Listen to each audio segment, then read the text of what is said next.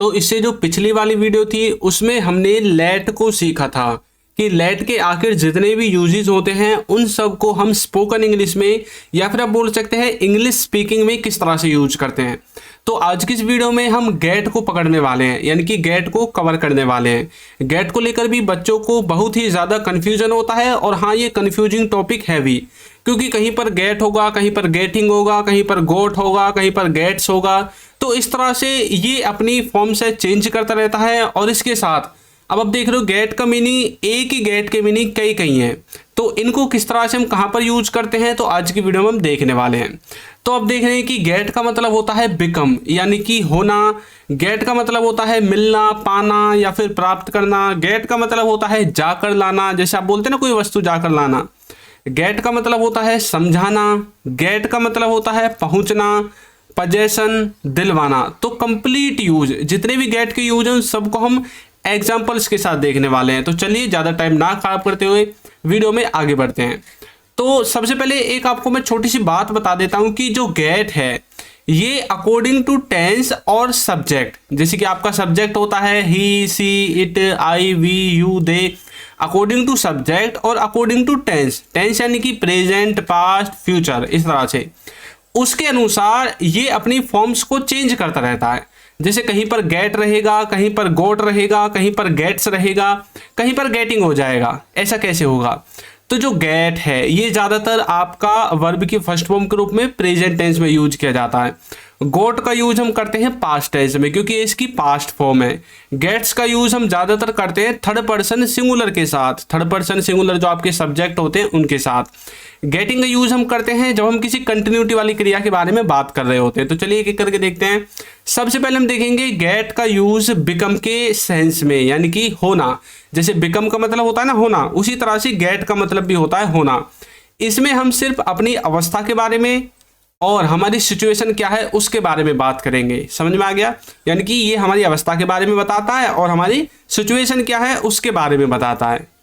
देखिए, मैं नर्वस हो गया। अब मेरी सिचुएशन क्या है कि मैं नर्वस हो गया, तो बोलूंगा आई गॉट नर्वस। अब देखिए यहाँ पर मैंने गॉट लगा दिया। क्यों लगा दिया? क्योंकि सेंटेंस पहुंच गया पास्ट के इंडेफिनिट में। मैं नर्वस हो गया, हो गया यानी कि होने का काम हो चुका है, तो ये पास्ट का इंडेफिनिट है। तो आई गॉट नर्वस। वो हैरान रह गया, वो हैरान रह गया, तो बोलोगे ही गॉट शॉक्ड। अब यहाँ पर देखिए गॉट है क्योंकि पास्ट के बारे में बात की जा रही है। तो इस तरह की जो सिचुएशंस होती हैं, जो ज़्यादातर आप अवस्थाएं बताते हैं पास्ट के बारे में बताते हैं। देखिए, मेरी शादी हो रही है, तो बोलोगे I am getting married, I am getting married, मेरी शादी हो रही है। कंटिन्यूटी की बात की जा रही है, तो देखिए यहाँ पर गेटिंग यानी कि गेट के साथ आईएनजी लग कर आ गया, getting, I am getting married. इस तरह से आप गेट का यूज कर सकते हैं बिकम, होना वाले सेंस में। नेक्स्ट है जो गेट का सेकंड यूज है, उसमें इसका जो अर्थ निकलता है हिंदी में वो है मिलना, पाना या फिर कोई चीज प्राप्त करना। जैसे कि आपको कोई चीज मिल जाती है या फिर कोई व्यक्ति आपको मिल जाता है, कोई चीज आपको पा जाती है या फिर आपको कोई चीज प्राप्त करनी है। इस तरह से आप गेट का यूज करते हैं। देखिए, मुझे नौकरी मिल गई, यानी कि मैं नौकरी ढूंढ रहा था और मुझे एक नौकरी मिल गई, तो बोलोगे I got a job, I got a job, मुझे एक नौकरी मिल गई। तो यहाँ पर देखिए मिल गई, पास्ट के बारे में बात की है। समझ में आ गया? मुझे कल समय नहीं मिला, मुझे कल समय नहीं मिला। अब भाई कई बार ऐसा हो सकता है कि भाई आपका जो दोस्त है वो आपने बुलाया था कल, लेकिन वो नहीं आया। अब भाई कल तो उसने फ़ोन भी नहीं उठाया और ना वो आपके पास आया क्योंकि आपने उसको बुलाया था, लेकिन आज उसने फ़ोन उठा लिया या फिर आज वो आपको रास्ते में कहीं पर मिल गया और आपने उससे बोला भाई तो कल क्यों नहीं आया था, तो उसने बोला कि यार कल मुझे समय नहीं मिला। तो बोलोगे I did not get time yesterday, I did not get time yesterday, या फिर आई डिडंट आप बोल सकते हैं इसको कंप्रेस करके, डिड नॉट को, I didn't get time yesterday. इस तरह से आप बोल सकते हैं कि मुझे कल समय नहीं मिला। मुझे तुम्हारा भाई मिल गया, मुझे तुम्हारा भाई मिल गया। अब कई बार ऐसा होता है कि भाई आप घर पर होते हैं और घर बैठे बैठे आप अपने भाई को इंस्ट्रक्शन देते हैं, अपने दोस्त को इंस्ट्रक्शन देते हैं कि भाई इधर से उस गली में मुड़ जाओ, वहाँ से इधर मुड़ जाओ, इधर मुड़ जाओ और वहाँ पे आपको मेरा भाई मिल जाएगा। तो अब आपका दोस्त बोल रहा है कि हाँ भाई मुझे तुम्हारा भाई मिल गया, तो बोलोगे आई गॉट योर ब्रदर। अब देखिए यहाँ पर मिल गया और मिल गया है। मिल गया का मतलब है कि पास्ट में पहुंच चुका है, लेकिन जब आप बोलोगे मिल गया है इसका मतलब है कि जो भाई को मिलने का काम था वो खत्म हो गया, यानी कि वो आपके पास पहुंच चुका है। तो तब आपको इसमें गोट नहीं बल्कि इसके साथ आपको हैव भी लगाना पड़ेगा। समझ में आ गया? क्योंकि किसका टेंस बन जाएगा? प्रेजेंट के परफेक्ट टेंस बन जाएगा। यदि आपको टेंस अच्छे से नहीं आते हैं तो आप हमारे टेंस की वीडियो देख सकते हैं। आपको कुछ नहीं करना, सिर्फ यूट्यूब पर सर्च करना है टेंस बाय चिंटू सर या फिर tense by English with Chintu. बहुत अच्छे तरीके से आपको टेंसेस को समझाया गया है। तो नेक्स्ट देखिए, यदि अभी तक आपने हमारी बुक्स को परचेज नहीं किया है तो लिंक डिस्क्रिप्शन बॉक्स में आपको मिल जाएगा, वहां से जाकर आप इन्हें परचेज कर सकते हैं। और यदि अभी तक आपने हमारे ऐप को भी डाउनलोड नहीं किया है तो इसको भी कर लीजिए, इसका लिंक भी आपको नीचे डिस्क्रिप्शन बॉक्स में मिल जाएगा। और इसमें मैंने complete spoken English grammar cover कराई है। बहुत सारे बच्चे से इंग्लिश सीख रहे हैं और एक सिंगल पैसा आपका ऐप में पढ़ने में खर्च नहीं होगा। बाकी जब आप इन ई बुक्स को खरीदोगे जब तो आपको पे करना पड़ेगा, जैसे कि यहाँ पर लिखा हुआ है 199। नेक्स्ट थर्ड यूज है गेट का, जाकर लाना। जैसे आप बोलते हैं ना कई बार, भाई जाकर एक गिलास पानी ले आओ, कई बार बोलते हैं ना, मतलब एक गिलास पानी ले आओ, तो बोलोगे get me a glass of water. कुछ बच्चे फैच का यूज भी करते हैं। फैच का मतलब होता है कोई चीज जाकर लाना। देखिए एक गिलास पानी ले आओ तो बोलोगे get me glass of water. जाकर उसे यहां पर ले आओ तो बोलोगे go and get him here. Go मतलब जाओ और उसको यहां कर लेकर आओ, गेट हिम हेयर उसको यहां पर लेकर आओ। तो कहीं पर कुछ जाकर लाना, उसमें भी आप गेट का यूज कर सकते हैं। अब देखिए यहाँ पर जो ये है, ये सेंटेंस प्रेजेंट के लिए बोले गए हैं, इसलिए देखिए यहाँ पर कहीं पर भी गॉट आपको नहीं मिलेगा, क्योंकि अभी आप बोल रहे हैं कि भाई एक गिलास पानी ले आओ, जाकर उसे यहाँ ले आओ, तो मतलब प्रेजेंट की बात की जा रही है, तो हम इसलिए इसमें गेट का यूज करते हैं। समझ में आ गया गेट का यूज? चलो फोर्थ यूज देखते हैं गेट का, जिसका मतलब है समझना या फिर समझाना।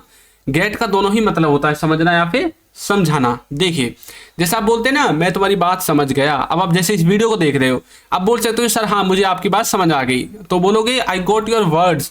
ये जो बात है ना, बात, इसको लेकर बच्चे कंफ्यूज रहते हैं कि भाई बात के लिए हम इंग्लिश में किस वर्ड का यूज करें। कुछ बच्चे टॉक का यूज कर देते हैं, कुछ स्पीक का यूज कर देते हैं, लेकिन जो सही वर्ड है वो है words. I got your words, यानी कि मुझे तुम्हारे जो शब्द हैं, तुम्हारी जो बात है वो समझ में आ गई है, मतलब मैं समझ गया हूं पूरी तरह से। समझ में आ गया? एक और देखिए, मैं समझ गया तो बोलोगे आई गॉट इट। समझ में आ गया? अब जैसे आप बोलते हैं, अभी मैंने बोला कि समझ में आ गया, अब बोलोगे हाँ मैं समझ गया, तो मतलब आई गॉट इट। समझ में आ गया? मैं तुम्हारी बात नहीं समझा। यदि आप हमारी बात को नहीं समझे हैं तो आप बोल सकते हैं I did not get your words, या फिर आप टॉक्स का यूज कर सकते हैं, I did not get your talk. इस तरह से समझ में आ गया कि मतलब समझना या समझाना, इन दोनों में आप गेट का यूज कर सकते हैं। यदि बात पास्ट की हो रही है तो गॉट, और प्रेजेंट की हो रही है तो गेट। अब जैसे आप बोल सकते हैं मैं तुम्हारी बात नहीं समझा। अब कुछ बच्चे सोच रहे होंगे कि यहाँ पर तो सर ये समझा, पास्ट की बात की जा रही है, फिर भी गेट आ गया, क्यों आया? तो भाई आप जानते होंगे कि जब भी हम डू डज डिड यूज करते हैं तो उसके साथ कौन सी फॉर्म यूज होती है? उसके साथ यूज होती है वर्ब की कौन सी? First form. तो डू आए चाहे डज आए या फिर आए डिड, सबके साथ वर्ब की कौन सी फॉर्म? एक ही फॉर्म, जिसका नाम है फर्स्ट फॉर्म। तो गेट इसकी फर्स्ट फॉर्म है, तो इसके साथ हम गोट का यूज नहीं कर सकते। समझ में आ गया? चलिए एक और देखते हैं। गेट का यूज मतलब गेट का होता है पहुंचना, कहीं पर पहुंचना, किसी स्थान पर पहुंचना, किसी जगह पर पहुंचना। जैसे कि मैं घर पहुंच गया तो बोलोगे I got home. I got home. अब इसका मतलब ये नहीं है कि मैंने घर को पकड़ लिया। देखिए अलग अलग जगह पर आप एक ही शब्द का अलग अलग सेंस निकाल सकते हैं। अब जैसे गेट के देखिए हम 5वां यूज देख रहे हैं, तो गेट के और भी यूजेस हो सकते हैं। ऐसा नहीं है कि इन 5 में ही ये सिमट कर रह जाएगा।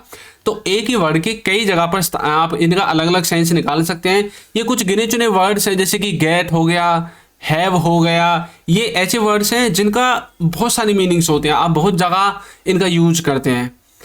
आप हमेशा 9 बजे घर आते हो। अब देखिए यहाँ पर प्रेजेंट का कौन सा टेंस है? इनडेफिनिट टेंस है, हमेशा की बात की जा रही है, मतलब रोजाना की बात की जा रही है। तो बोलोगे you always get to home at 9 PM। आप हमेशा 9 बजे घर आते हो रात को। समझ में आ गया?